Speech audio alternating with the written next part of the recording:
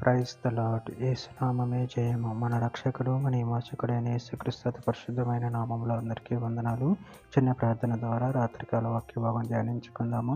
పరిశుద్ధుడ, మహాకరుడైన దేవ యేసయ్య, సర్వాధికారినైన మీకే వేలది వందనములు, కృతజ్ఞతాస్తుతి స్తోత్రం చెల్లించుకుంటున్న దేవ రాత్రికాల సమయంలో ప్రభు వాక్య భాగం ధ్యానిస్తుండగా వాక్య భాగం మాకు అర్థమవులకు సహాయం చేసి మీ కృపలో బలపరిచి మీకు మాదిరిగా మమ్మల్ని నడిపించమని చిన్న ప్రార్థన ప్రభు యేసుక్రీస్తు పరిశుద్ధమైన నామములో అడిగి వేడుకుంటున్నాను తండ్రి. Amen amen.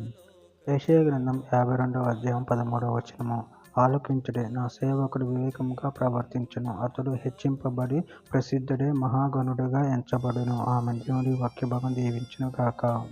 ప్రభునందు ప్రియులారా, ఇక్కడ వాక్య భాగాలు గమనించినట్లయితే, ఆలకించుడి, నా సేవకుడు వివేకముగా ప్రవర్తించును, అతడు హెచ్చింపబడి ప్రసిద్ధుడే మహాగణుడుగా ఎంచబడును.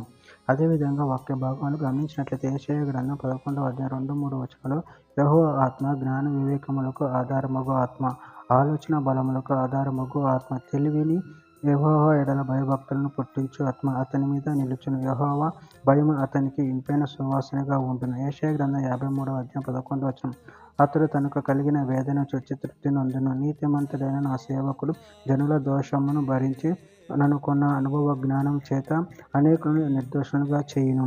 ఫిలిప్పీయులకు రాసిన పత్రిక 2వ అధ్యాయం 7-8 వచనాలు, మనుషుల పొలుకగా పుట్టి దాసుని స్వరూపమును ధరించుకొని తను తానే తృప్తినిగా చేసుకునేను. మరియు ఆయన ఆకారమందు మనుషుడిగా కనపడి మరణం పొందినంతగా, అనగా శిలువ మరణం పొందినంతగా విధేయత చూపిన వాడే తను తగ్గించుకొనెను.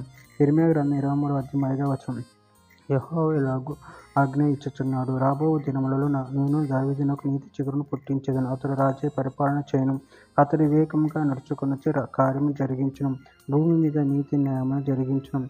యెషయా గ్రంథం 9వ అధ్యాయం 6వ వచనం, ఏలయనగా మనకు శిశువు పుట్టిన, మనకు కుమారుడు అనుగ్రహింపబడిను, ఆయన భుజం మీద రాజ్యభారముండును. ఆశ్చర్యకరుడు, ఆలోచనకర్త, బలవంతుడైన దేవుడు, నిత్యుడగు తండ్రి, సమాధానకర్తయగు అధిపతి అని అతనికి పేరు పెట్టబడును.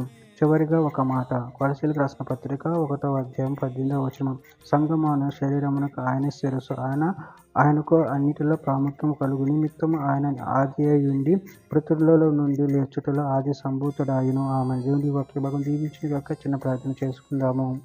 పరిశుద్ధుడా, ప్రేమగల దేవేశైనా మీరు ఇచ్చిన వాక్యదానాన్ని బట్టి ప్రభావం కృతజ్ఞతలు చెల్లించుకుంటాను తండ్రి. ఆయన మీరే సర్వాధికారి అయి ఉన్నారు తండ్రి, సర్వలోకములకు మీరే సృష్టికర్త అయి ఉన్నారు ప్రభావ.